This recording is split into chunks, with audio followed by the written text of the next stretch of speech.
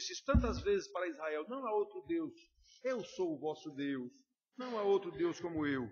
Há outros deuses que mas são deuses falsos.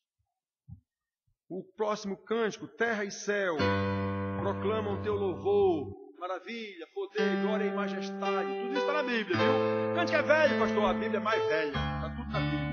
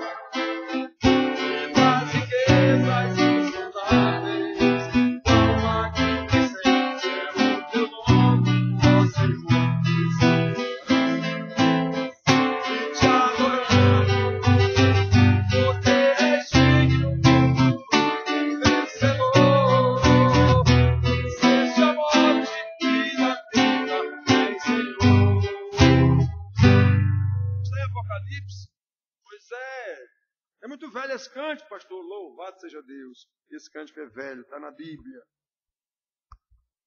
Tu és tremendo, né? O nosso Deus, que é soberano sobre terra e céu, criador de todas as coisas, se preocupa conosco, miseráveis pecadores. Aqui, João.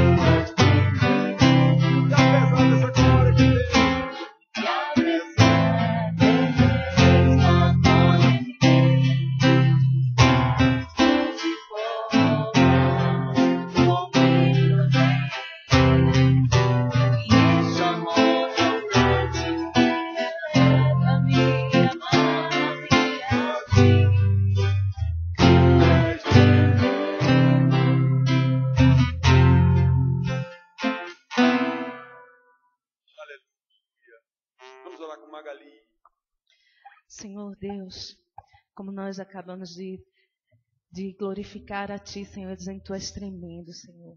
Ó Pai, louvado e exaltado seja o Teu nome, Senhor, porque Tu és grande. Ó Deus, Tu és Reis dos Reis. Tu és o único de ser adorado, de ser exaltado, Senhor.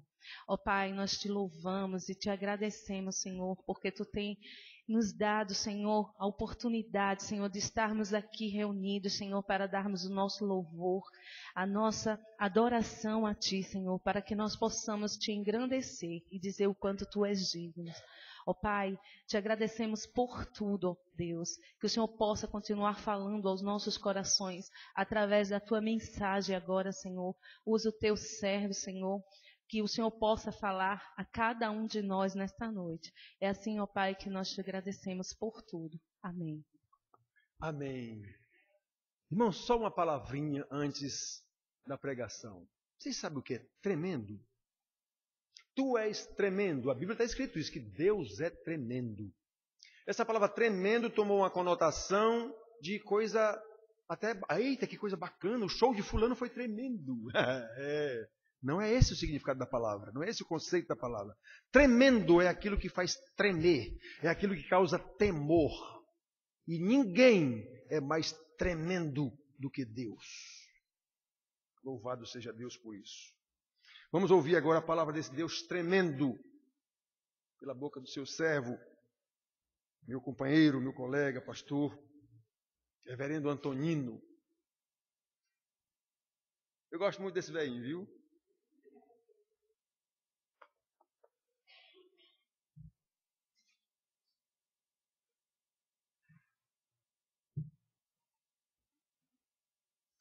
A recíproca também é verdadeira. Graça e paz, amados. Mas é assim mesmo. Mas vamos abrir a palavra de Deus no livro de Êxodo, capítulo 33, mesmo assentado, versos 12 a 23, assim diz a palavra do Senhor.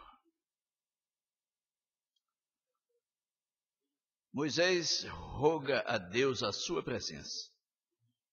Disse Moisés ao Senhor: Tu me dizes, fazes subir este povo, porém não me deste saber a quem hás de enviar comigo.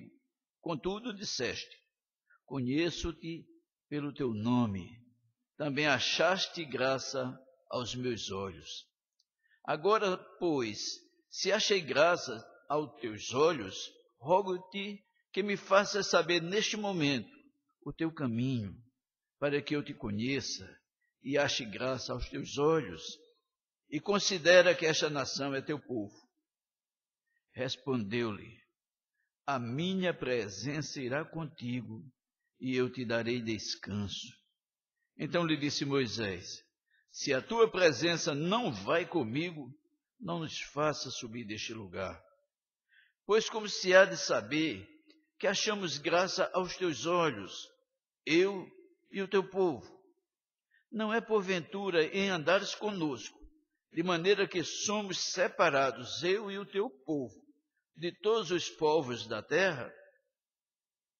Disse o Senhor a Moisés: Farei também isto que disseste, porque achaste graça aos meus olhos, e eu te conheço pelo teu nome. Então ele disse: Rogo-te que me mostres a tua glória. Respondeu-lhe: Farei passar toda a minha bondade diante de ti, e te proclamarei o nome do Senhor. Terei misericórdia de quem eu tiver misericórdia, e me compadecerei de quem eu me compadecer. E acrescentou: Não me poderás ver a face, porquanto homem nenhum verá a minha face e viverá. Disse mais o Senhor: Eis aqui um lugar junto a mim, e tu estarás sobre a penha. Quando passar a minha glória, eu te porei numa fenda da penha, e com a mão te cobrirei, até que eu tenha passado. Depois, em tirando eu a mão, tu me verás pelas costas, mas a minha face não se verá. Curve sua cabeça, ore ao Senhor nesse momento.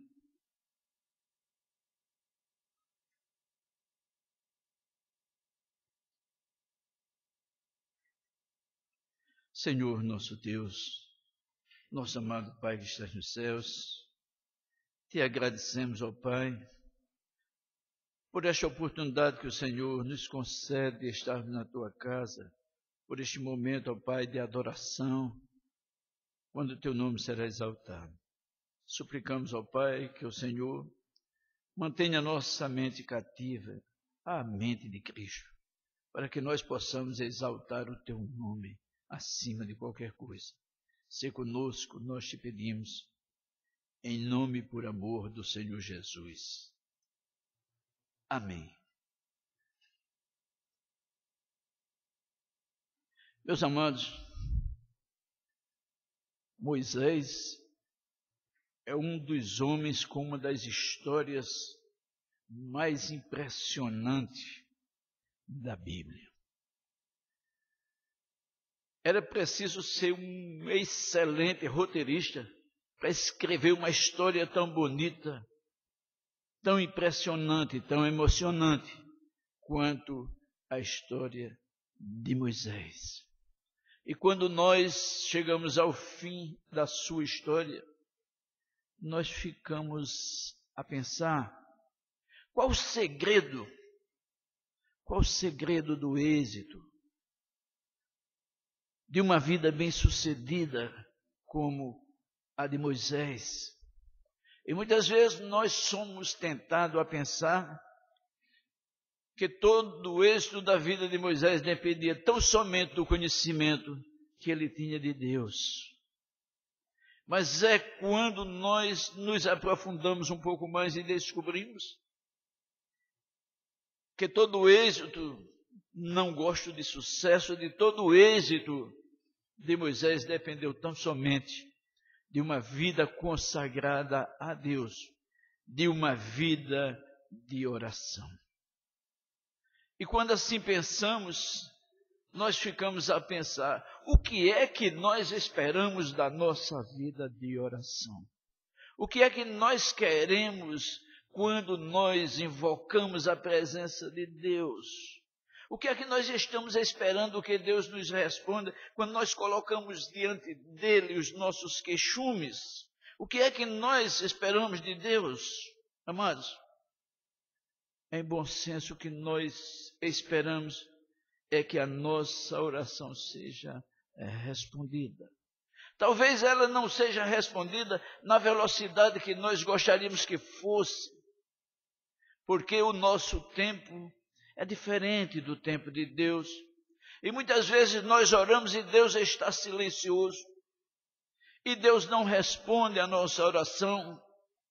E daí a pouco nós começamos a ficar desconsolados. E começamos a admitir que Deus está silencioso e que Ele não responde às nossas orações. E esquecemos que muitas vezes o próprio silêncio é a resposta de Deus à nossa oração. Deus está dizendo, dá um tempo, aguarda um pouco. Mas nós não o entendemos assim. Nós queremos que Deus atenda à nossa necessidade. Porque, amados, temos aprendido ao longo do tempo, temos desenvolvido conosco uma oração que nos torna cada vez mais egoístas. Oração em que nós concentramos as nossas energias, as nossas forças em buscar aquilo que satisfaça as nossas necessidades, que sejam as mais imediatas. E por isso nós passamos a ser egoístas. A nossa oração ainda traz aquele resquício do confessionário, em que nós falamos, e alguém está calado, apenas ouvindo e não diz nada. Quando na realidade, quando nós olhamos para a oração de Moisés, vamos descobrir que oração não é monólogo. Oração é mais um diálogo. A oração, amados, é um meio para nós alcançarmos um fim, não o fim em si mesmo. Nós precisamos ter este entendimento. É preciso que nós demos sentido maior à nossa oração. Nós temos esquecido esse diálogo com Deus e por isso as nossas orações são tão cansativas, porque são verdadeiros monólogos. Como nos impressiona o motivo pelos quais os grandes homens de Deus oravam. Como nos comove a oração do apóstolo Paulo, que ele chega a certa altura a dizer: por esta causa eu me ponho de joelhos. E o que era que buscava Paulo em suas orações? Algo de que ele estava necessitando para si mesmo, algo que estava fazendo falta no seu viver diário. Quando ele escreve aos Gálatas, no capítulo 4, verso 3, ele diz: suplicai ao mesmo tempo também por nós, para que Deus nos abra a porta à palavra, a fim de falarmos do mistério de Cristo, pelo qual também estou algemado. Essa era a necessidade maior do apóstolo. Ele não estava pedindo que orassem para que Deus o livrasse das perseguições, dos sofrimentos, porque a prioridade do apóstolo era o reino de Deus. Buscai primeiro o reino de Deus e a sua justiça, e as demais coisas vos serão acrescentadas. Mas nós temos esquecido esse princípio bíblico da prioridade do reino de Deus. No texto de Êxodo que nós acabamos de ler, vamos encontrar um Moisés que está preocupado com a sua missão. Mesmo sabendo que Deus o conhecia pelo nome, mas ele estava preocupado. Porque a palavra de Deus diz: maldito o homem que faz a obra do Senhor relaxadamente. E Moisés estava se esmerando. Ele queria cumprir a tarefa que o Senhor tinha lhe dado. Essa era a sua vocação. Verso 12, ele disse Moisés ao Senhor: tu dizes, mostrando que Moisés estava dialogando com Deus, estava conversando com Deus. Este é o motivo que nós temos que nos aproximar de Deus, orar a Deus, no sentido de ouvir o que Ele tem a nos dizer. E Moisés estava preocupado porque recebera de Deus uma ordem de fazer o povo entrar na terra que ele dera a Abraão, Isaque e a Jacó. E que Moisés sabia que o povo chegaria àquela terra. Mas mesmo assim ele estava preocupado. E ele queria saber quem Deus enviaria para ir com ele, porque era grande a sua tarefa. Mesmo Deus dizendo: conheço pelo teu nome, e que tu achaste graça aos meus olhos, Moisés estava preocupado, amado. E olhe-se que de passagem, Moisés, já cansado com tantos problemas com o povo, Moisés chegou a dispensar que o anjo do Senhor fosse à sua frente. Quando Deus disse: tu vais fazer esse povo entrar, ele disse: não vais comigo, Senhor. Deus disse: mas eu enviarei o anjo à tua frente. Ele disse: ficarei aqui, não vou mais. Porque ele precisava do Senhor. Amados, nós vamos ver que Moisés queria muito mais. No verso 13, ele diz: agora, pois, nesse momento, amado, nesse momento, agora, pois, eu te rogo. Moisés queria muito mais do que esse diálogo simples com Deus. Ele queria um comprometimento de Deus com ele, porque ele estava comprometido com Deus. E ele queria que Deus assim fizesse com ele. Moisés quer muito mais. Rogo que me faça saber neste momento o que é que Moisés quer saber nesse momento da presença de Deus. Que tu me faças saber o teu caminho. Amados, o homem com a experiência de Moisés está pedindo a Deus que Deus, nesse momento, mostre o seu caminho, para que ele possa conhecer Deus ainda mais. Rogo-te, me faça saber agora o teu caminho. Para quê? Para que eu te conheça mais e ache graça aos teus olhos. Amado, essa deve ser a nossa preocupação, conhecer mais a Deus. Agora, amado, atentemos para o verso 14, onde a resposta de Deus vem em forma de dupla promessa. A primeira: respondeu-lhe: a minha presença irá contigo. É a primeira promessa que Deus faz a Moisés em oração. A minha presença irá contigo. E Deus sabia dos problemas enfrentados por Moisés. Deus sabia das lutas de Moisés, do sofrimento de Moisés no deserto, carregando, conduzindo aquele povo deserto afora. A segunda promessa que Deus faz: e eu te darei descanso. Ao término de todas as tuas lutas, tu descansarás, enfim. Amados, às vezes nós ficamos sofrendo com pena de Moisés, mas homem algum jamais teve um privilégio tão grande.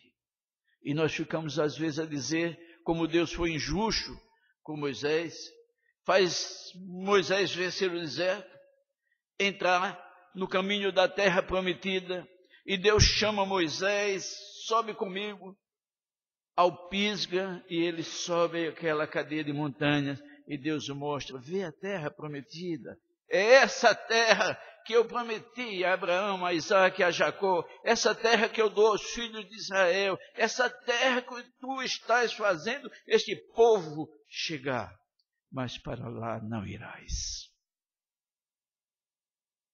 Amados, é que Deus estava guardando para Moisés um privilégio que homem jamais algum teve. Diz a palavra de Deus que naquelas colinas, naqueles montes, Moisés morreu e foi sepultado, isso mesmo, foi sepultado pelo próprio Deus. Quem de nós não gostaríamos de um privilégio desse tamanho? Eu te darei descanso. E ali descansou Moisés dos seus enfados e das suas canseiras. Mas, amados, Moisés é humano. Ele já sofreu demais no deserto. E agora no verso 15, Moisés é franco, Moisés é sincero. Então lhe disse Moisés: se a tua presença não vai comigo, não nos faça subir. Se não vais comigo, a lugar nenhum eu irei sem a tua presença. Não nos faça subir deste lugar, prefiro ficar aqui. Se não vais conosco.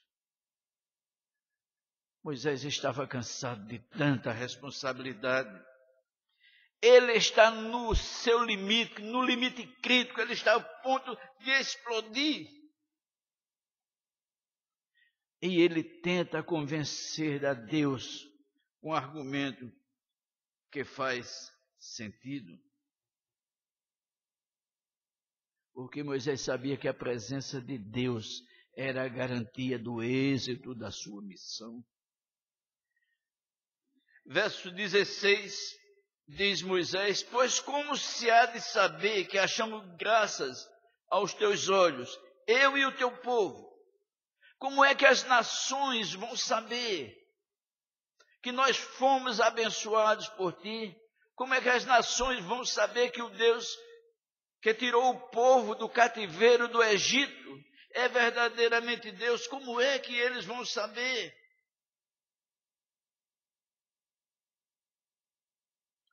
Não é, porventura, em andares conosco, de maneira que somos separados. Amados, esse é o desafio da igreja.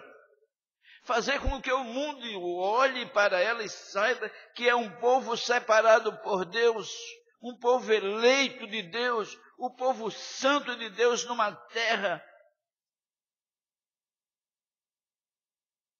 de tanto pecado. A igreja é chamada para isso, a igreja é chamada para isso, para testemunhar desse Deus. Não é porventura em andares conosco. Amados, como nós andamos parecidos com o mundo, como nós temos nos aparentado com o mundo, exortação não nos falta. Não vos conformeis com o presente século. não tomeis a conformação desse mundo. E nós estamos tomando, nós estamos pensando como o mundo, nós estamos agindo como o mundo. É isso que Moisés está gritando aqui para Deus. Não é por andares conosco que somos separados, eu e o teu povo. Amados, o mundo tem olhado para nós e dito que somos nós o povo de Deus, que somos povo santo, separado para a obra de Deus, ou nós estamos conformados com o mundo?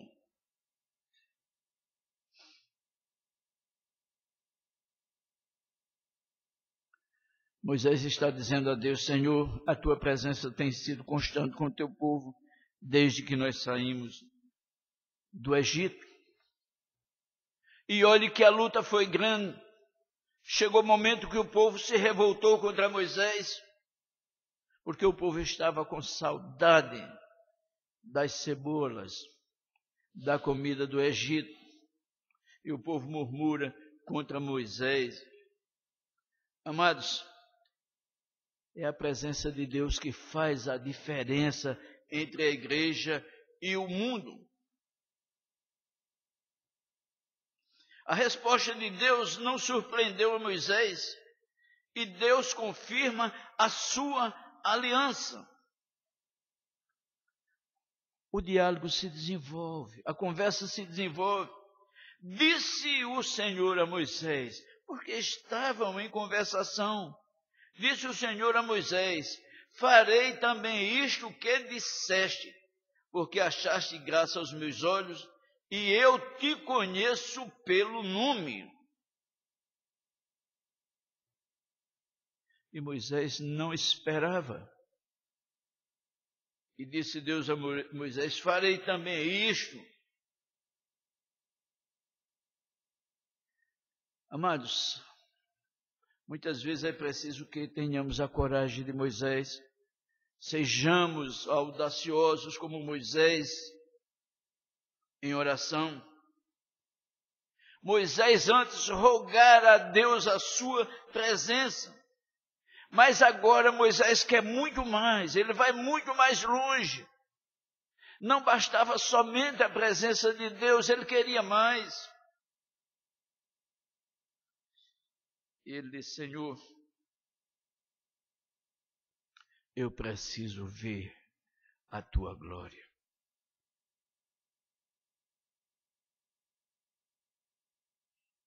Disse o Senhor a Moisés: farei também isto que disseste, porque achaste graça aos meus olhos. E eu te conheço pelo teu nome, tu não és desconhecido. Amados, no verso 18, Moisés disse: rogo-te que me mostres a tua glória. Moisés parece que não estava muito satisfeito. O homem que falara com Deus lá na sarça ardente, que recebera das mãos do próprio Deus as tábuas da lei, até aquele momento ainda não vira a glória de Deus e não estava satisfeito. Porque tudo quanto Moisés tinha visto de Deus até agora era teofania, era a revelação de Deus. Mas Moisés queria agora transcender. Moisés estava indo longe demais, ele queria ver a glória de Deus. Ah, como nos incomoda, amados, a glória de Deus. Como tomamos a glória de Deus em vão. Por qualquer coisa as pessoas exclamam glória a Deus. E nesse glória a Deus não é glorificado.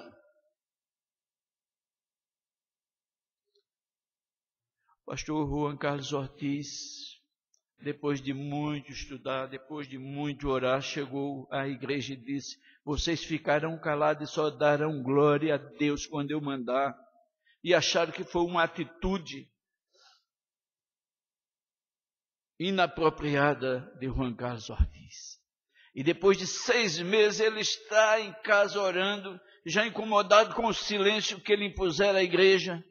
quando sua esposa chega e diz: eu não vou mais à igreja, deixei, encerrei. E ele perguntou: por que essa atitude, não com a igreja, mas contra o Senhor? Ela disse: porque eu não posso dar glória a Deus. Ele disse: quem foi que lhe disse que você não pode dar glória a Deus? E não esperou que ele concluísse. Ela disse: foi você mesmo. E aqui na Bíblia está escrito: dai glória a Deus pelos seus poderosos feitos. Ele se levantou e disse: agora dê glória a Deus. Dê glória a Deus pelos seus poderosos feitos. Por feito que o homem não pode fazer.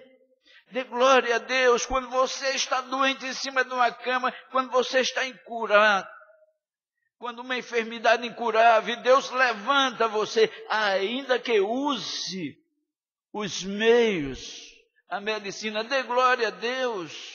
Dê glória a Deus quando você está aflito e desanimado e Deus tira do seu coração aquilo que mais lhe pesa. Dê glória a Deus quando você sai de uma enfermidade que já se arrastava há tanto tempo. Aí, dê glória a Deus. Amados, Deus tem sido misericordioso conosco, que nós não atentamos para isso.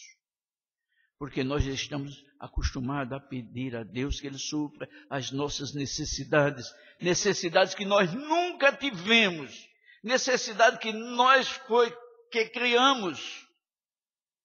E agora estamos em situação difícil e pedimos que Deus nos acuda em nossa necessidade. A palavra de Deus diz que aquilo que nós necessitamos, Deus faz provisão.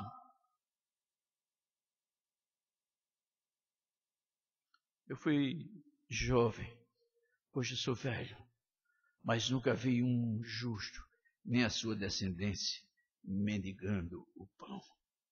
Aí sim, dê glória a Deus por isso. No verso 19, respondeu o Senhor: farei passar toda a minha bondade diante de ti e proclamarei o nome do Senhor. Para Deus, a sua glória era a manifestação do seu nome. Mas como nós temos banalizado a glória de Deus? Quantas vezes nós estamos atendendo e quando alguém entra com uma receita que é dito, não tem esse medicamento, a pessoa sarcasticamente diz: glória a Deus.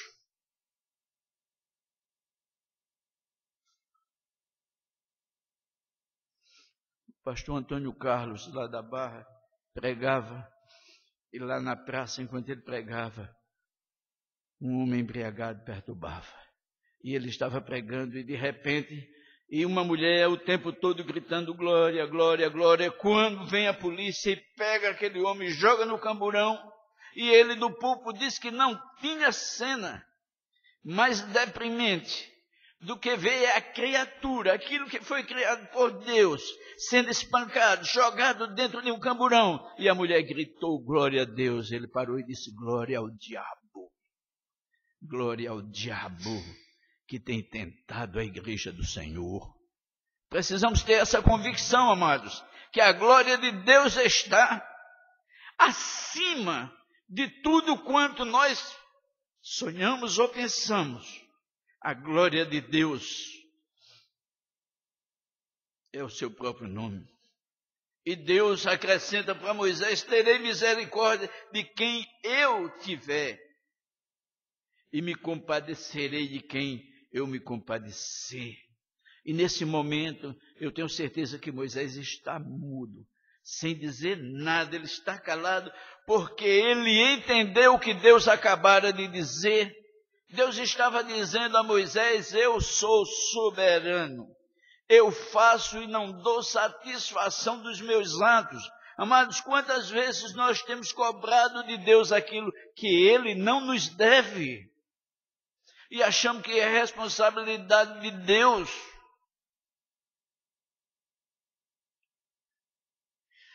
E continua no verso 20. E acrescentou: não poderás ver a face, porquanto homem nenhum verá a minha face.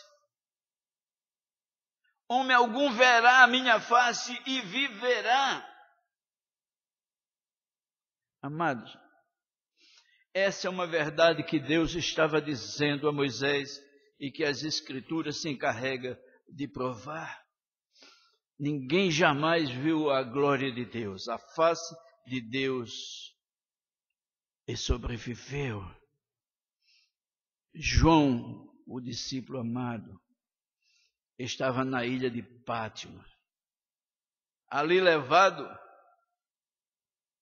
porque fora desterrado por causa da palavra de Deus, e ele disse que no momento das suas orações ele ouviu o barulho como de muitas águas, e ele se voltou para ver quem falava com ele, e disse: viu um semelhante ao Filho do Homem.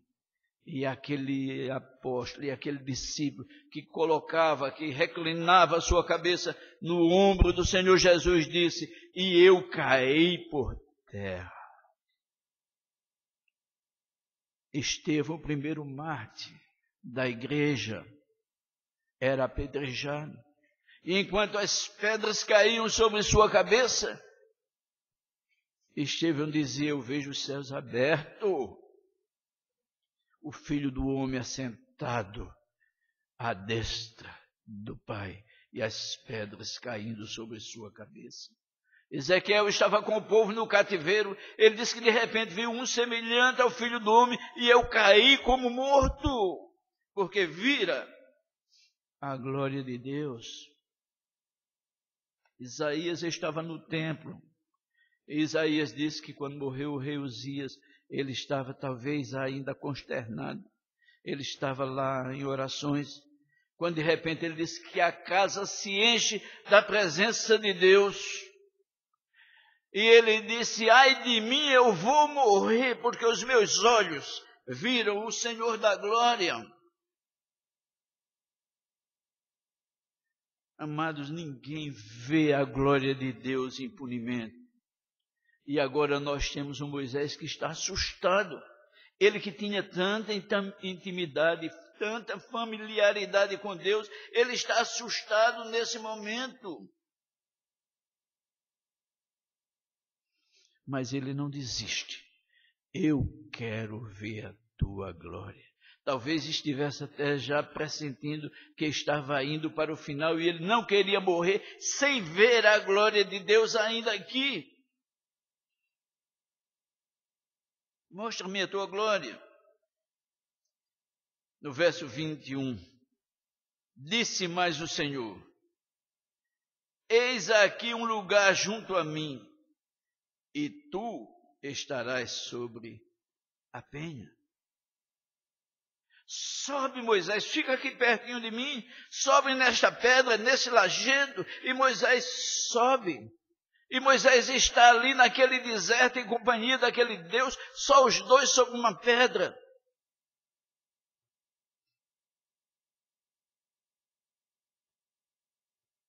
E de repente, Deus diz para ele: vou usar de toda a minha misericórdia para contigo. Quando passar a minha glória, eu vou te colocar na fenda da pedra e vou tapar a fenda com a minha mão. Cobrirei até que eu tenha passado. Até lá estarás protegido. Depois, em tirando eu a mão, tu me verás pelas costas, mas a minha face não se verá. Amado, qual o sentido da nossa oração? Quem nós buscamos nas nossas orações? Temos tido esse abrir de coração que teve Moisés, de deixar tudo o que estava fazendo, esquecer toda a dificuldade que estava padecendo, e ele agora queria tão somente estar envolvido com a pessoa de Deus. Era tudo quanto ele queria. Ele não estava querendo nada de material, como nós somos egoístas, e nós centramos nossa oração só em pedir a Deus futilidades, coisas passageiras. Moisés quer muito mais. Moisés quer coisa que lhe dê garantia de uma vida eterna, plena e abundante. Que é isso que nós devemos buscar em nossas orações.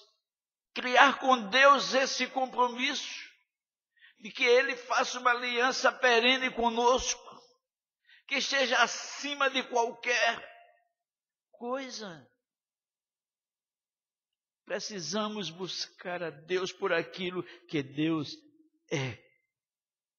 Nós devemos buscar Deus em oração, porque nós sabemos que na oração tudo é possível. Esse é o Deus de causas impossíveis. Esse é o Deus que responde às orações que nós fazemos quando nós deixamos Deus ser soberano para responder da maneira que Ele quiser. Que Deus nos abençoe. Amém.